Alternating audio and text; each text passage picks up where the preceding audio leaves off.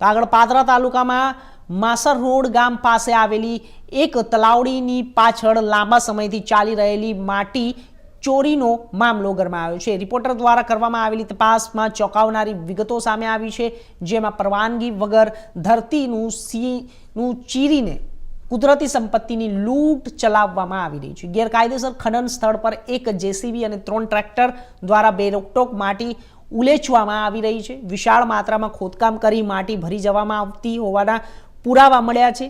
સાથે સૌથી ગંભીર બાબત એ છે કે ટ્રેક્ટર ચલાવનાર ડ્રાઈવરની ઉંમર માત્ર જણાઈ રહી છે।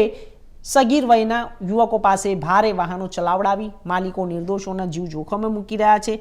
જ્યારે સ્થળ પર હાજર શખ્સોને માટી ખોદકામ અંગે પૂછપરછ કરવામાં આવી ત્યારે તેઓએ કોઈ અસંતોષકારક જવાબ આપ્યો ન હતો અને આ સાથે જ તેમને જવાબદારી લેવાનું ટાળ્યું અને મામલે તંત્ર દ્વારા તટસ્થ તપાસ કરવામાં આવે અને જવાબદાર ભૂમાફિયાઓ સામે કડક કાર્યવાહી કરવામાં આવે તેવી લોક માંગ ઉઠી છે।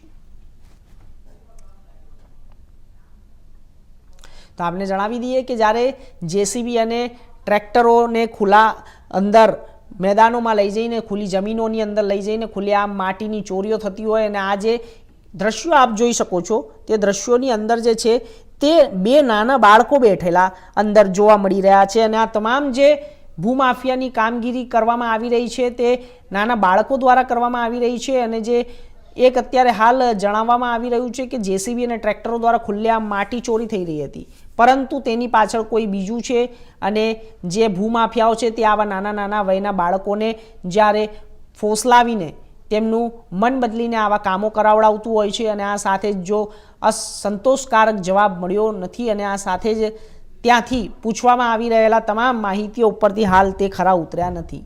તો જેસીબી અને ટ્રેક્ટરો દ્વારા ખુલ્લેઆમ માટીની ચોરીઓ થઈ રહી છે। સૌથી